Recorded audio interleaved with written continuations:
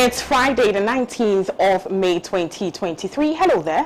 Good afternoon and welcome to Pan-African News right here on Pan-African Television. We're live from our news hub here at Belinpe 48 Wanaka Street, Accra, Ghana. We're streaming live on Facebook, on YouTube, and across 46 neighboring countries via satellite and also in some parts of Europe. Top of the news bulletin this afternoon, and Anas Armiao Anas declined to reveal face to Nyantechi, citing security concerns. We've got details of that story in this afternoon's bulletin. Also coming up, PPP throws weight behind an independent candidate in the Kumewu by-elections. There's details of these as well as stories in the world of business. There is international, the sports, and there's lifestyle coming your way in the next 60 minutes. Please do stay.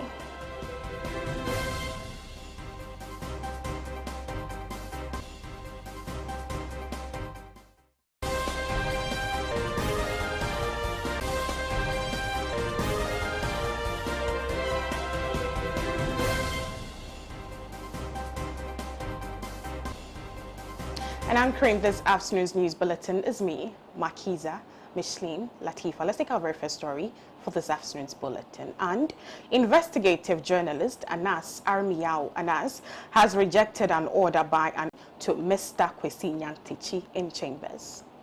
Anas Tiger IPI says allowing him to show his true identity to Mr. Nyantechi would compromise his security and safety. Citing the late Ahmed Swali as an example, Tiger IPI said Ahmed Swali, Anas' colleague, was killed on the same day he had an engagement with Attorney General's office on his testimony against the accused person in an above-styled case.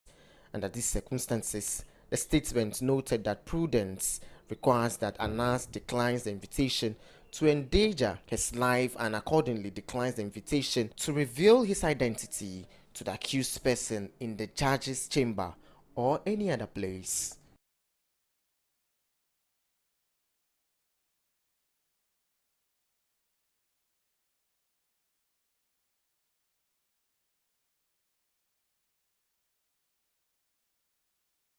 Now, away from that story, the Progressive People's Party, PPP, in a statement signed by the party's national chairman, Nana Ofori-Owusu, has declared the party's support for one of the independent candidates in the Kumewu constituency by-election in the Ashanti region, Kweku Dua. The party believes that he is the only credible candidate in the impending by-election and urged their party members in Kumewu to disregard any form of intimidation ahead of the election.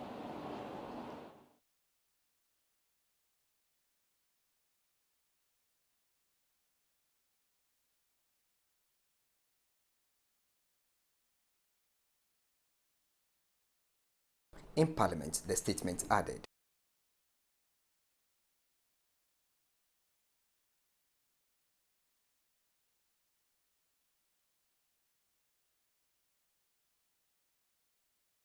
Of Parliament for Kumewu.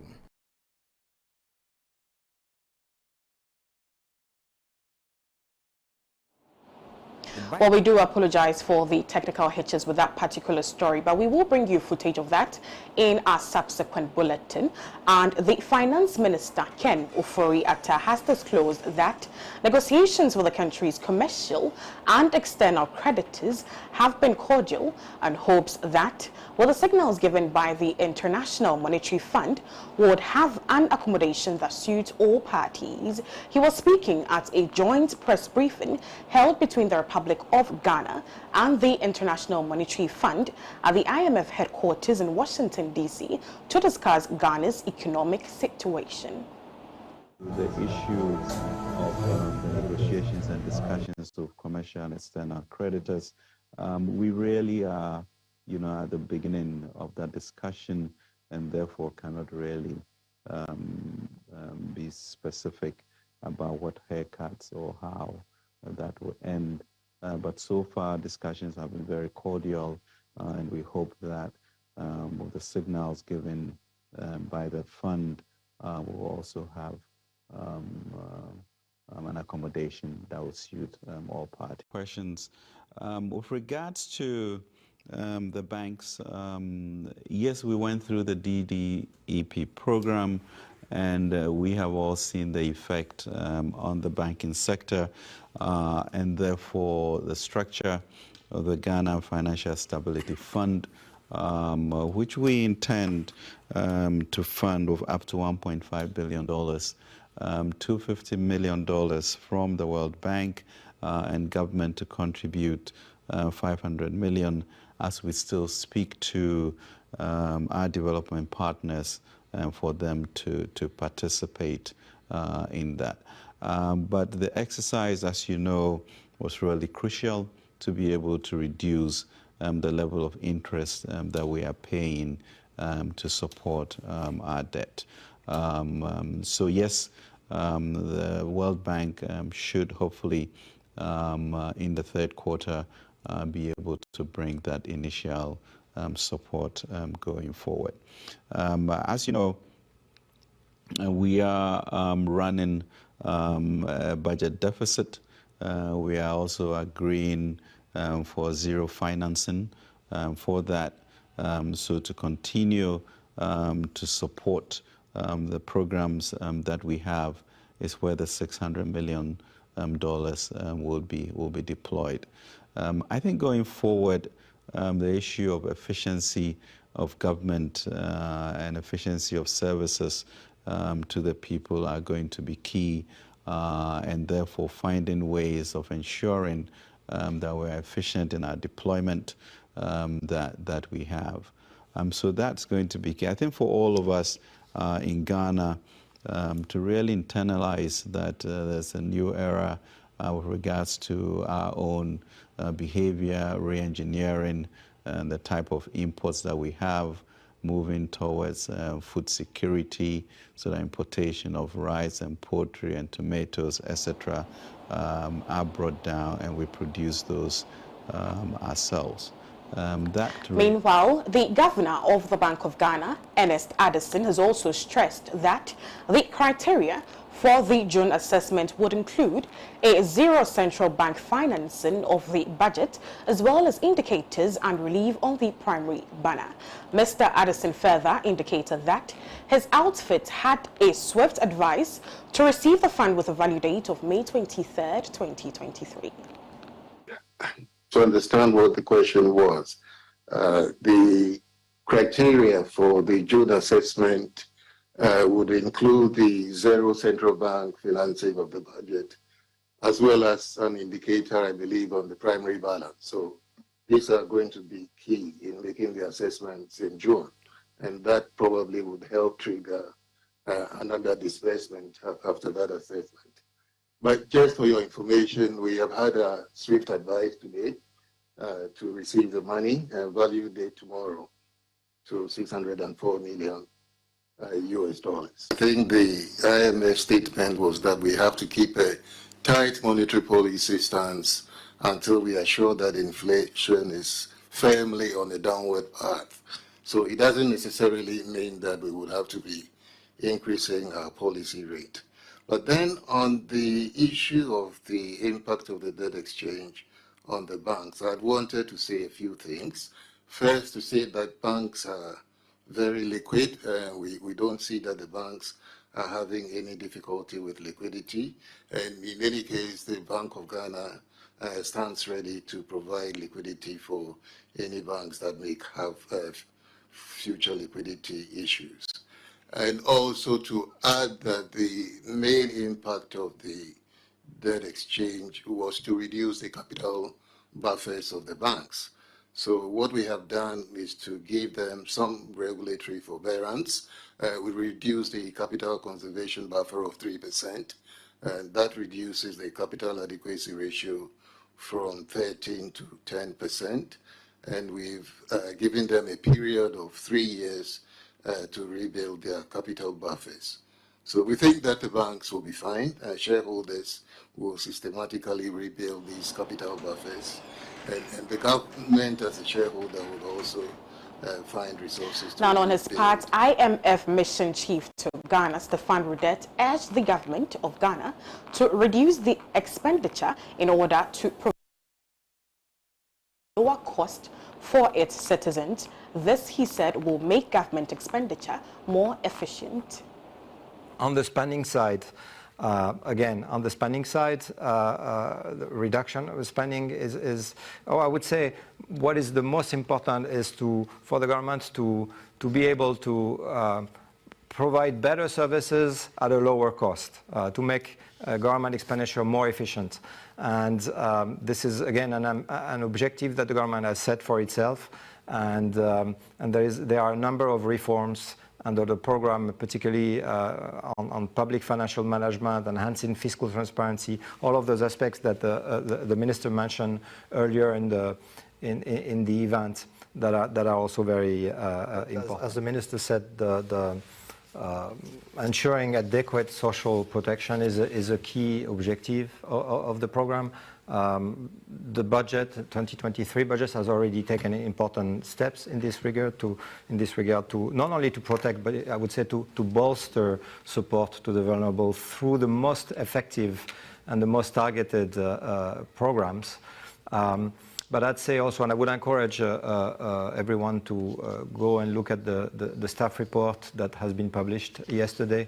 It includes a lot of analysis and descriptions of how the program will go about monitoring these aspects and ensuring that in the face of what could be difficult policies to implement on the fiscal consolidation front, these are implemented in a way that is the least disruptive as possible, and by not only protecting but increasing away from Ghana's IMF deal. And a parliamentary candidate hopeful, John Kwabla Adanu, has expressed concern over the functional executive committee of the National Democratic Congress to declare Eric Edem Agbana winner of the Ketu North parliamentary primary.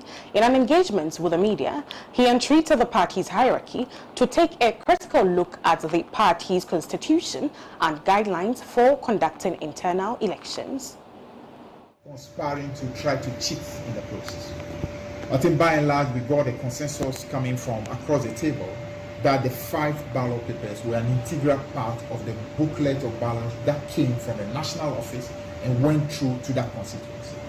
So there was no doubt at all that the 5 ballot papers were an integral part of the booklet, and therefore they were not foreign materials. We also checked and we saw that there was no overvoting, that the tallying process done by the independent and by the candidates, the agent of all these candidates, tallied and harmonized with exactly the ballot papers that were found in the ballot box as well. Now, so these for us were the most important pieces of information we wanted to ascertain. Now, so having come to the understanding, which across the table we had, that the ballot papers were authentic, the 5 were part of the booklet of ballot that was supposed to go to Ketu South, and therefore, and that those 5 ballot papers were clearly an important, an integral part of the booklet. We therefore were in a position to say that what the voters had expressed in the original counting that had happened actually is the authentic expression of the will of the people of Ketu. And so according to that original intention, even though it was such a very, very close contest, we needed to go with the original result. And that original result had candidate Eric Edem Agbana having 360 votes, followed very closely by candidate John Adanu, who had 359. Very close as it was, we needed to go with the will of the great people of Ketu North, because that is truly what their will was. And so we wanted to use the opportunity to simply tell you that at the end of the day, the committee, headed by the national chairman, aided by my own self, together with the panel, came to that conclusion, and we have communicated that to the 2 parties and to their agent that came with them, to the regional executives and to the constituency executives, that the will of Ketu North, which is that Eric Agbana was the one that won the most number of votes on the day, even though it was that close. Edem Agbana will be declared the candidate, the parliamentary candidate for Ketu North. The key point in this determination is that the serial numbers on the ballots in question are from the booklet used in the constituency. in the constituency election, and since there is no overvoting, these ballots cannot be said to be foreign materials. This means, as far as our internal elections are concerned, stamping of ballot papers are irrelevant, given no overvoting and the correspondence of serial numbers to the booklet. If these ballots were removed during sorting, will we be here? Or the fact that they were taken out after recount and not even after EC declaration make them valid? Can our members accept this if it occurs to us in the national elections? This really worries me. This concern notwithstanding, I remain positive about the course of the party for victory 2024. My prayer is that this does not come to haunt us in the future, and I pray that one day this precedent will be corrected, no matter how long it takes. Before that future comes, I will make myself available to contribute to such an effort. Meanwhile, I wish to appeal to the leadership of the party to look at our constitution and future guidelines for elections. The common man or woman in NDC must feel relevant irrespective of their position and affiliation to the party.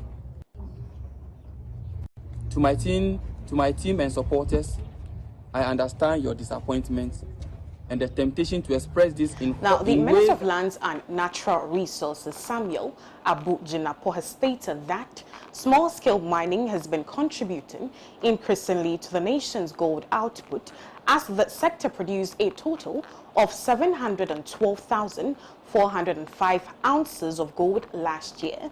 Mr. Jinapo made the statement when he was speaking at the opening of a two-day transformational dialogue on artisanal and small-scale mining under the theme Sustaining Environmental Security and Human Rights in Small-Scale Mining Operations in Ghana at Pratt in the Sunyani West Municipality. Program initiated by the University of Energy and Natural Resources aimed at bringing together various stakeholders to deliberate on issues and jointly make efforts towards a common direction. It was attended by politicians, traditional leaders, students, staff of UNR, artisans, small-scale miners, and civil society actors, representatives of large-scale mining companies, and the media. Mr. Jinapo said the small-scale mining sector had been a source of employment for thousands of people and supported the lives and livelihood of millions of citizens.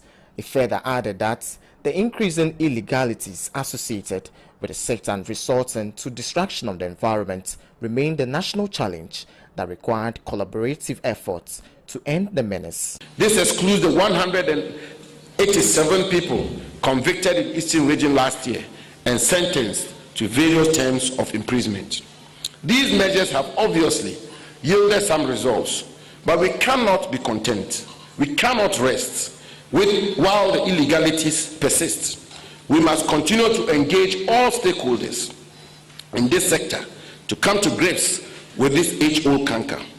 This is why I applaud the University of Energy and Natural Resources for instituting this transformational dialogue.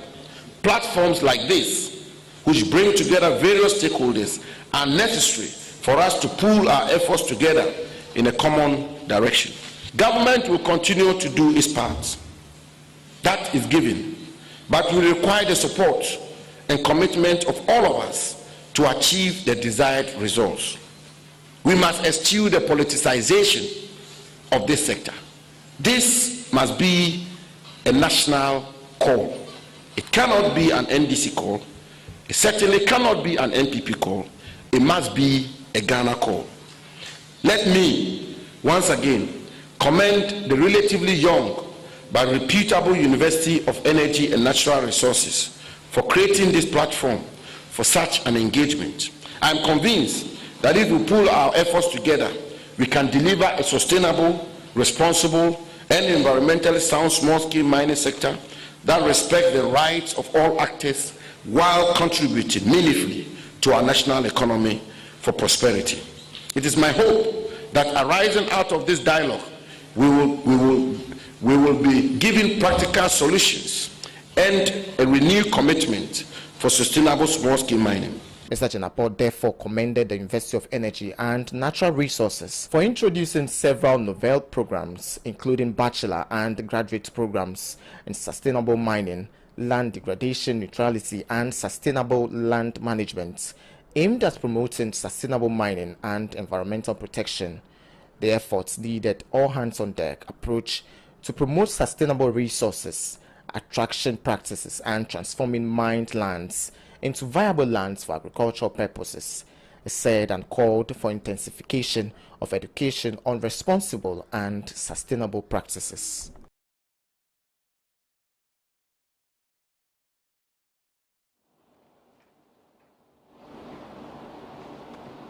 Now, the Minister for Sanitation and Water Resources, Cecilia Abdulfattah, has entreated MMDAs across the country to enforce bylaws on sanitation, which will arrest and seize stray animals on the street. Addressing the media after embarking on a familiarization tour of the Greater Accra region, she further intimated that proceeds accrued would be useful to spearheading developmental projects undertaken by government. Amasama Municipal Assembly has implemented its sanitation bylaws in the arrest and sale of stray animals, which has contributed to a rise in their revenue mobilization. Hence, any assembly that does same will have her full support. We have sanitation courts, and I will encourage all the assemblies to take advantage of it and apply the bylaws and prosecute. We support them 110%. When you let your cows stray, they should seize the cows, arrest the cows, maybe if I should use that word, sell the cows and use the money to help with projects in the assemblies. Do we have a fair idea as to maybe the number of people that have been prosecuted? I don't have. We have to collate from the assemblies. But this cow, goats, sheep thing, Amasamine has the biggest record. Clement, my son. He records all those things. He arrests the goats, whatever, and he sells and uses the money for projects within the assemblies. And I will encourage Madam to do the same. Responding to questions on President Akufo-Addo's promise of making Accra the cleanest city in Africa before the end of his tenure in office, Madam Cecilia Abdulfattah said government is still on course. We should be on course. You see, you start from step one. I'm sure you are interested in that. We'll always call on our head of state that he made a good call. And we are all part of the solution to the good call. I, as the minister in charge of sanitation and water resources, I'm happy that what we used to see as heaps in the town, it's no more. You've been with us from Medina to, no. People are advised to make sure they have bins. We have already distributed 8,100 bins to institutions, to markets, along highways, and we are going to continue. They have gone through wear and tear. We've taken stock. We know what is in and what is out.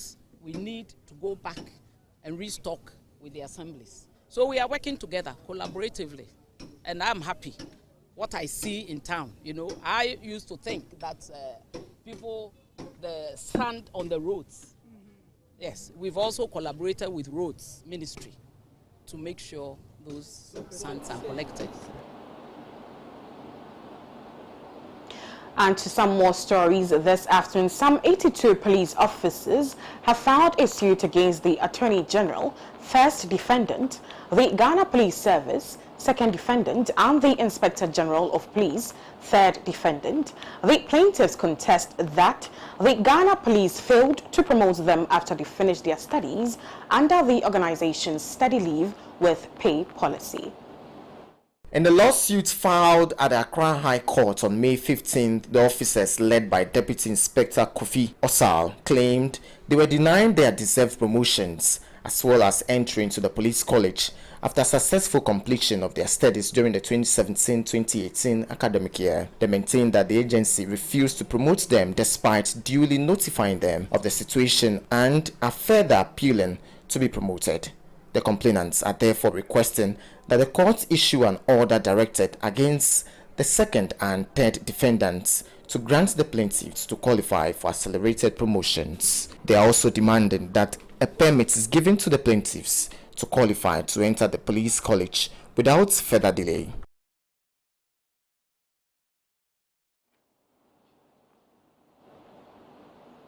And some drivers in the OT region are urging government to reduce the price of spare parts following the 10% reduction in transport fares. Pan-African News' Abdul-Razak Samani picked their thoughts and has more in the following report.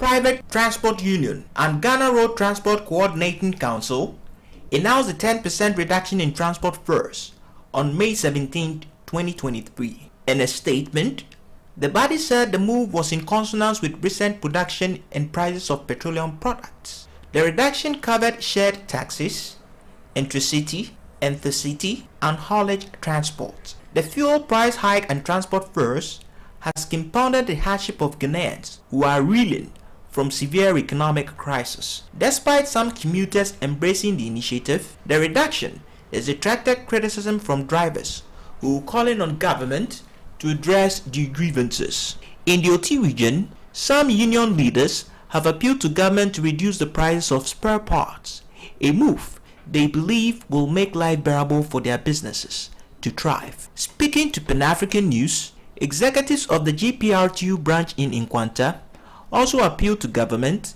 to slash the prices of items since the continuous hike is having a rippling effect on their business. Every 3 days, a regional chairman, say, branch elections into a moon and now I'm better of a boy, and say, or say, ye fair so 10%. It was so. Yes, we need to be near region Becano, and then I was a branch in a year until you to me say, ye woodman, think and run a befia say, a ye woodmana, and run so ye, Dano. Until then, now, Meno can say, Secretary, Mammas, Miss Secretary, Egusu, a ye woodman. Until answer or China dear. Ye bibia beto to kwemu kama na neye ya irahu se tembia no eba ni se ya na driver for no na ye ho chie e kire se bibia ba se ya na o mo se ye nte fe so na ye tete fe so be so ko store so ko to jack ni nipa no pe store ura no ni a opa na obeton amo o ko so ko to breakthrough ne nipa no pe e na obetoma wo koto tire ne nipa no pe e na otoma wo koto ka India backhouse ne hu kaka hu nyina ne nipa no e pe e na otoma e na me eye me nwa ana eye me ayro hu bebre se na me sre abise se na sankrofo no omo nkaga na ho ana aban ni omu tumi a obetumi a kire omo so se ombete omo nema so nti eye sa na de pressure e to eye adrave for so e ma adwuma eye ya no ehu ani wo ye djuma ye be hu se wo ye djuma so we tembia ye be hwe se wo nam ho empty na hwe ni wo ho nti ye be sra ban se wo se ye ti na ma no so sa na fe so a drive 40 fe no so no won hwe se nkrofo no a omo so tutu ande wo store mu even ti na pa duro nu we nu nyina para am hwe ba bia koduru enchi ne even banku ball ba ko se nanka ye sen 1 cedi be se akọ 3 cedi na drive for bibia na press abede yeso ye be sra ban se ye nyina ye Ghana for so wo tumi e wo drive for so sa na e wo so onye tumi e wo bia ho na wo hwe so bia beto ne nema so ye sre e wo sa de no nya sa press no abede drive for so e ye sa na aninje nim. The fare reducing doesn't it's not a matter to us, but when you go to the market, things like tire, engine oil and breadfruit and others, they are the same price. They don't lower it. That is our problem now. And then secondly, market prices like food, commodities, soap and others, they don't reduce it, but always they put the problem on drivers. So the government should see to those market and then the commodities that we are also buying.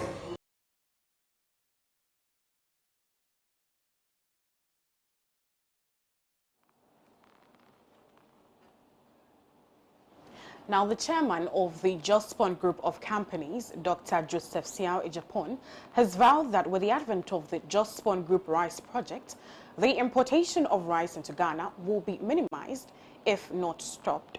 He made this disclosure during a two-day food security conference for this year held in the Central Region under the theme, Enhancing Food Security, the Role of Ghanaian Scientists. Just plead that scientists here and researchers here, no one should be discouraged. If the policy makers are not making, no one should be discouraged. A time will come when we go on the field and we plant and the harvest is rare, the policy will change.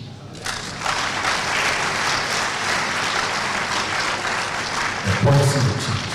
I strongly believe that the policy will change so that we can have food sufficiency in this country. So we have come in as entrepreneurs to support and to help. Africa is projected to spend from $50 billion to $110 billion yearly on cost of importation by 2030. This according to the Chief Executive Officer of Asia African Consortium, Adelaide Arabasian in Japan, is worrying and called for an immediate measure to enhance food production in Africa.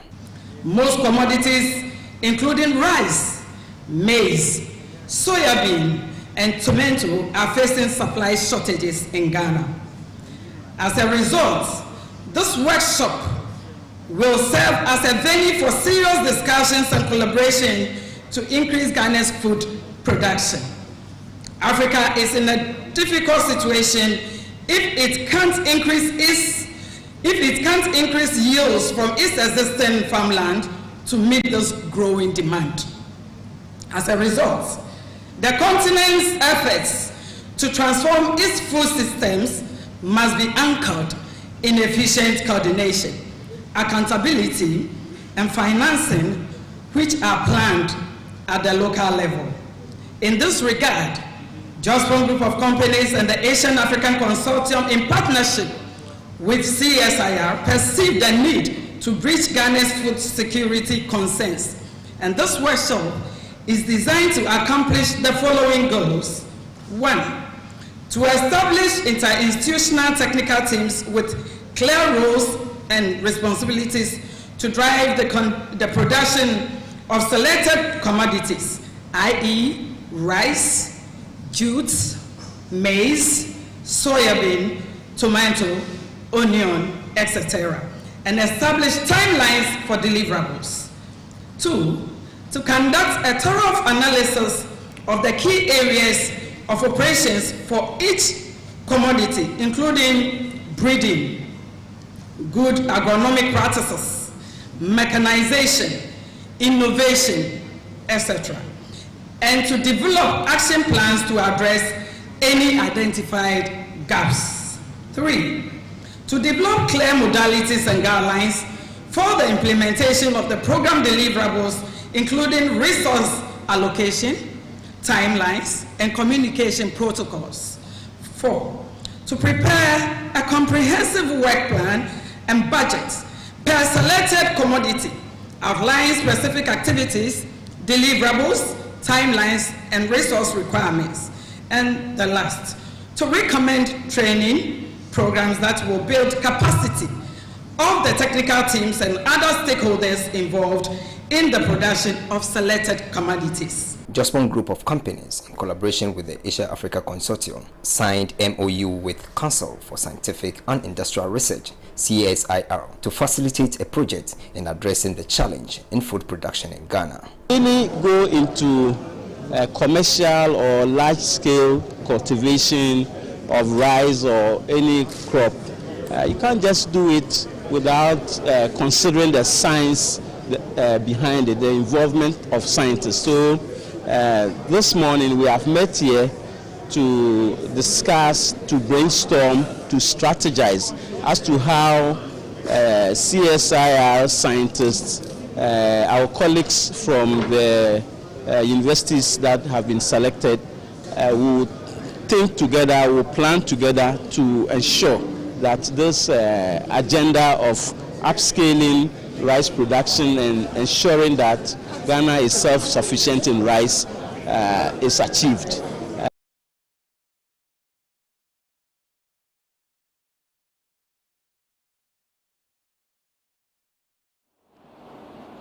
Well, that does it for the stories on our local fronts this afternoon. Up next is Stories in the World of Business.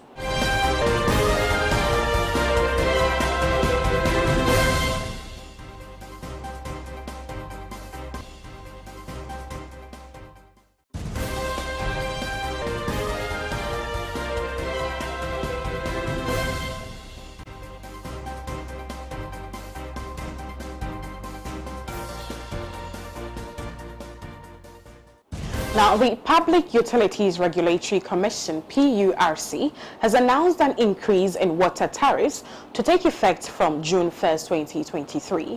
This comes shortly after the PURC announced an 18.36% increase in electricity and natural gas tariffs for all consumer groups following the review of the second quarter 2023. I'd read excerpt of the press release that says that I'd read excerpt of the press release that says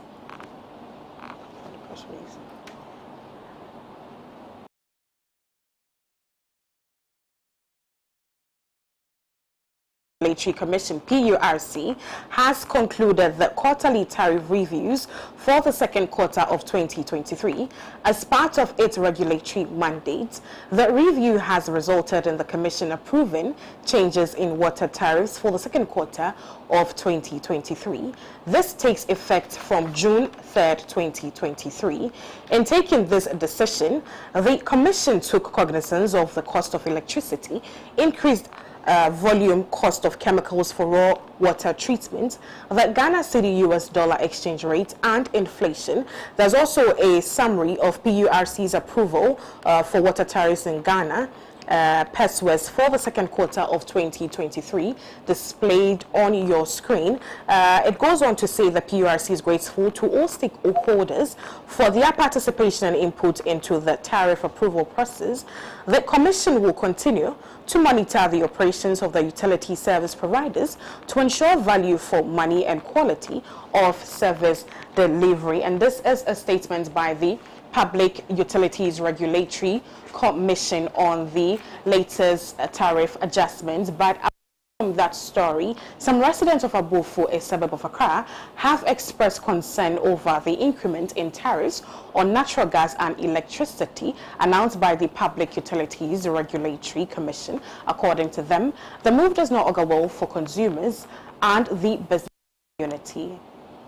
Utility Regulatory Commission has announced an 18.36% tariff in both electricity and liquefied petroleum gas. So Pan-African News team is here out at Abofu, a suburb of Accra, to interact with the citizens concerning the said issue and pick their thought. The Public Utilities Regulatory Commission has increased tariffs for electricity and natural gas by 18.36% to balance the prevention of extended power outages and adverse implications on jobs and livelihoods, while minimizing the impact of rate increases on consumers. The directive, which came into effect today, May 17, 2023, has been attributed to the cedi dollar exchange rate, inflation, electricity generation mix, and the weighted average cost of natural gas. Pan-African News caught up with some residents of Abofu who shared varied views on the much talked about directive, which has triggered public outcry and widespread condemnation. It's going to affect business in so many ways because in as much as how the price of the LPG has been increased, we have to also find a way of maneuver of increasing our product, what we are selling here. So if you are going to buy food at previous intensities, you are not going to get the quantity that you are expecting. So which is going to affect you. And also in terms of transportation too, it's also going to be affected. But we don't have any other choice. Yeah, we don't have any other choice. So that's what we have to do. So to keep our business going. So I wish if the government can do anything to be able to subsidize it a little bit for us, so that we can also know how to adjust, so that everyone will be happy in terms when he or she comes to buy food. Okay. My joint, there are too many mini problem. My joint say so me ba beto a. I do use your friend say mobile money. Obu o ha oni phone. Obi nso o ha scan ni phone so what na me say na say. Na wo be do ho na say use Some mobile money na answer na what light no be any dey ana. Me no na menti ase ni obi a na use phone ana obi a na wo mobile money. E wo ni phone so no na kire ma adwen so. E no ne me how pa. But me dey no me ni problem. Me fam dey me ni problem. Na bia na wasoma. Wo baby wuntimi nkoto. Wasoma obi say any eto light brem yes wun use e ya mobile money wuntimi nto. E no me menti ase. Me dey to no dey ha me. Enya ma ase me bi ase ewum. President bi eni ho betimi am o man ayi ya ginyame. Obi eni ho. Ntimi ma dwen kire no. Nka bibi sa ebeba nka se aban no enya botre no divine bi ekọ round no ma enkyerɛkyerɛ ɛyɛ adwuma esan sɛ enye obia na sabi owo radio ana owo TV a obetena ho no wati na no kan nti so okoto na ba ne sɛ baabi okoto ade no ɛyɛ gas nka so ngato mu a oben sɛ e de confusion kakra beba e de misunderstanding kɛse ebeba menim sɛ me koto ade me kuta 10 Ghana me de kwa fe me duru ho no yɛsɛ use 15 difference no kwa akɔfa won nti bibi ani anka mesrɛ sɛ mpanimfo na ɔwo di sɛ adwuma no ɔmo fa van bi enko round first na yɛ a champion nom time no so ɔmo de yɛ bibi sa van ko round explain bibi a kyerɛ nipa ansana ɔngatum tru bia ebema na timi etua na yɛ to yimpo nti wotu so dia na kyerɛ sɛ wa ha oni akọ obeye de no wadidi bibia nso aye di bia no ye di sigya so ansan de ye di so nti se bibi ni a on consider ye nipa na ye wo omen no mu no esan sɛ on ba so on bɛboa ye nti on mo ye na nti ase enya dwuma. It takes the expectation of government to intervene and ensure the figure is adjusted to make life bearable for ordinary Ghanaians. Reporting for Pan-African News, Daniel Kwabna Asare. That's all there is in the world of business. We'll take a quick turn. We're back with some stories from our international partners, the People's Dispatch.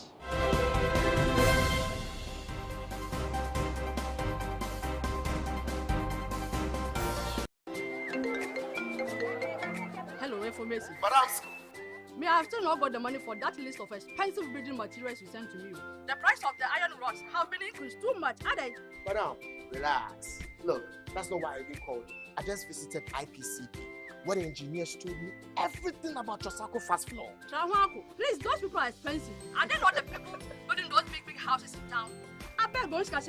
Madam, in fact, I used to think the same until I visited their office today, and they gave me an estimate of how much it will cost. No, the estimate is real. It's cheaper than the one I even sent you.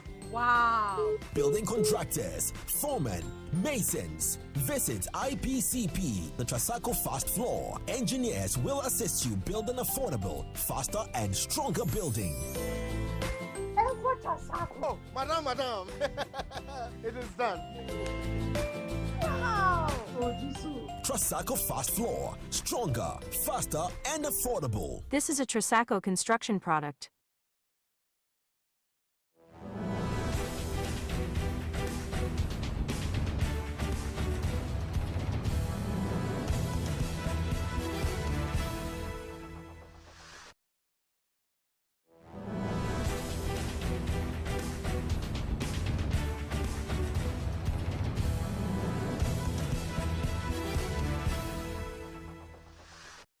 Many thanks for choosing to stay with us. Welcome to the international news segment of the bulletin. And amid debt payments, the Kenyan government has proposed new tax and levy regimes in the Finance Bill of 2023.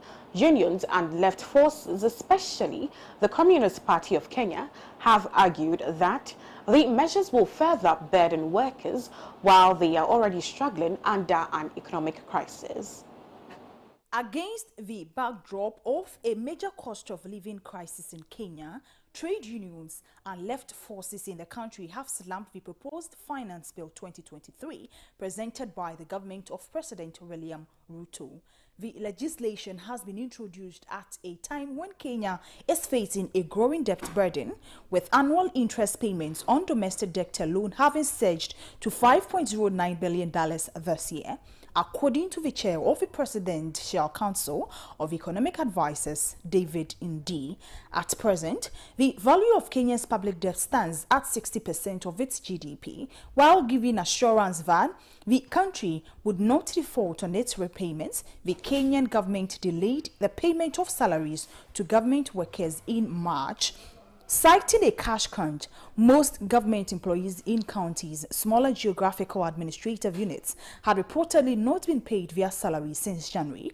Delays in payments not only impacted salaries, which prompted warnings of major strike actions by unions of health workers and civil servants, but also the disbursements made to county government for health and education spending. Meanwhile, inflation stood at 9.2% in February and March, driven by high food prices amid the worst drought in the country in 4 decades. The Kenyan shilling also dropped to a new record low following 2 months of steady decline. The measurements proposed in the finance bill, which have emerged in the wake of weeks of protests against these conditions, include raising the gross sales tax from 1% to 3%, doubling the rate of value-added tax applied on petroleum products from the existing 8% to 16%, and applying various excise duties. Ruto had already announced his decision to scrap subsidies on fuel and maize shortly after coming to office in 2022.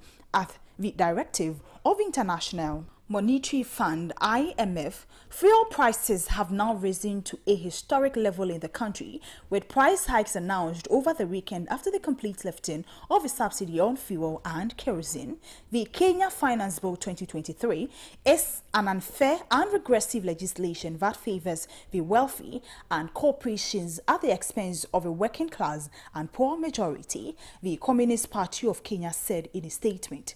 It fails to implement progressive taxation, placing an undue burden on those can least afford it while failing to adequately tax the wealthy. The government purports to use the revenue raised to finance a 3.6 trillion budget, out of which 700 shillings will be through further loans. This money is only going to be used to finance auxiliary expenditure instead of going to the people. The government is not going to provide social services. Instead, this money is going to provide hefty perks and to service illegitimate debts that have existed in this country since independence, CPK Vice Chairperson and National Organizing Secretary Buka Ngesi Umuli told People's Dispatch. The finance bill is anti-people, and it seems that the drafters of the bill seem to want to place the IMF and World Bank in a way to justify liquidity for the next loan agreement that the government is preparing to secure in the coming months.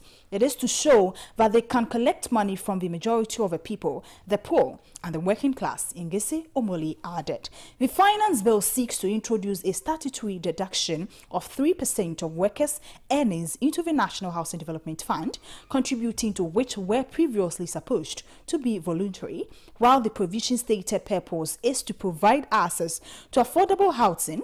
Omoli stressed that it is not really affordable. Even if a worker contributes the required amount, they will never qualify for affordable housing. People who fail to qualify will not only not have access to affordable housing, but they will also only be reimbursed for their contributions 7 years later.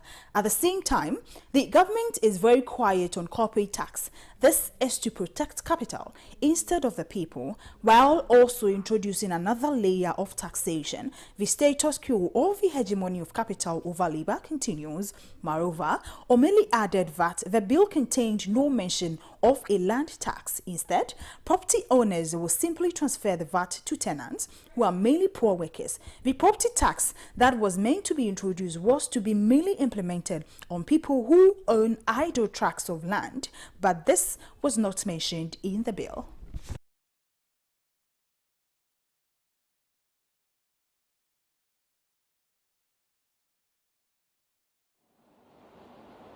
Credit goes to our international partners, the People's Dispatch. Up next is sports.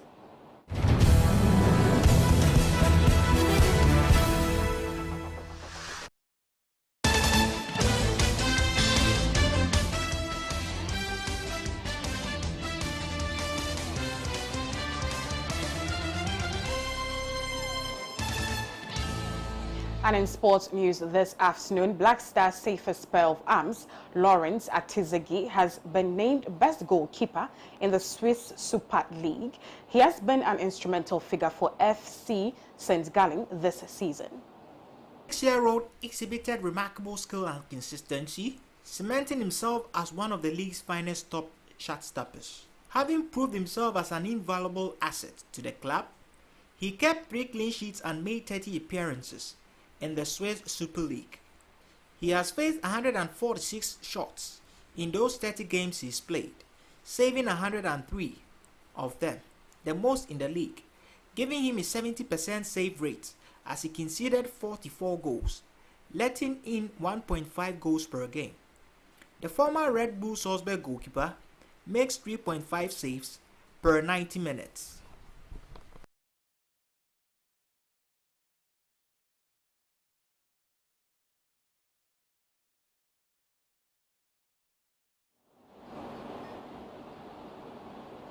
Up next is lifestyle.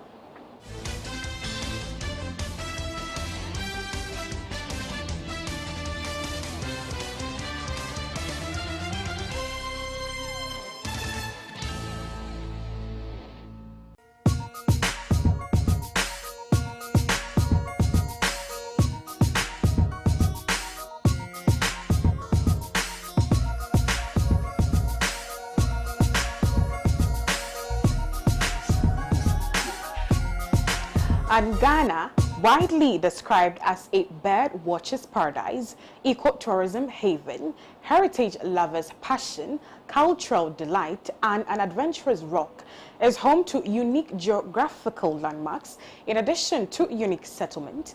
On today's lifestyle segment, we'll shift attention to a village on the lake called Nzulezu.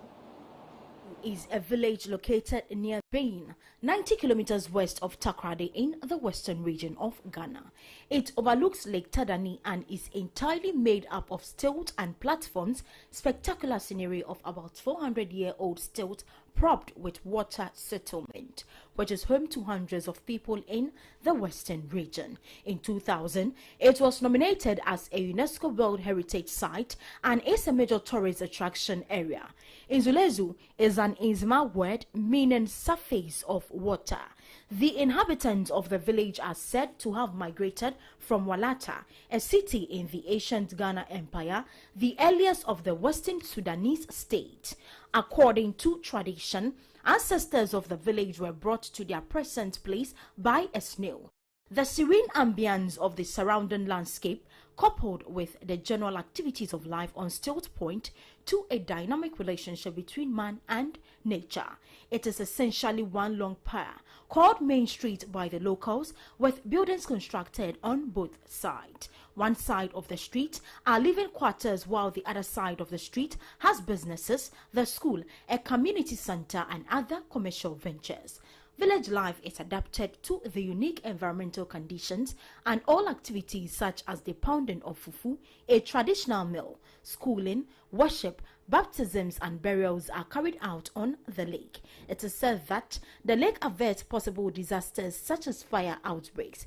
The people of Nzulezu still adhere to traditional norms and taboos. For instance, Thursday is a sacred day on the lake, and on this day, the villagers do not engage in any strenuous activity. Today, the village subsists on fishing, farming on nearby land, and tourism. There is also guest house at the village, but do not expect modern standards. The Nzulezu Stilt village is not connected to electricity, but there are a significant number of television poles attached to almost every home in the village. These are powered by car batteries. For source of light in the night, villagers use lantern, flashlight, or rechargeable lamps to move about. To the amazement of visitors, villagers carry on daily life as if they don't live on Stilt. The 1-hour dugout canoe trip from the Bain Visitor Center to Nzulezu passes through a pristine series of marshes, swamp forests, the largest land left in Ghana, and open pools rich within wildlife, including crocodiles, egrets, heron, and kingfishers. This natural area has been designated as an important bird area based on criteria from BirdLife International. In addition, the beach adjacent to the visitor center is the site of a sea turtle conservation project in cooperation with the Ghana Wildlife Society. The project seeks to protect 3 endangered turtle species that nest on the beach. Evening tours are offered to see the massive turtles laying eggs and their tiny hatchlings making their way to the sea. One of the highlights of a visit to Nzulezu is certainly the journey to get there. Nzulezu is one part of the Amasuri wetland, a Ramsar site and the largest inland swamp forest in Ghana. After driving as far as the unpaved road will allow for the current conditions, there will be a short walk to get to your canoe. A canoe ride of 45 minutes to an hour passes narrow, large channels, open plains, and finally the wide expanse of Amasuri Lake. The ride is safe and life jackets are available.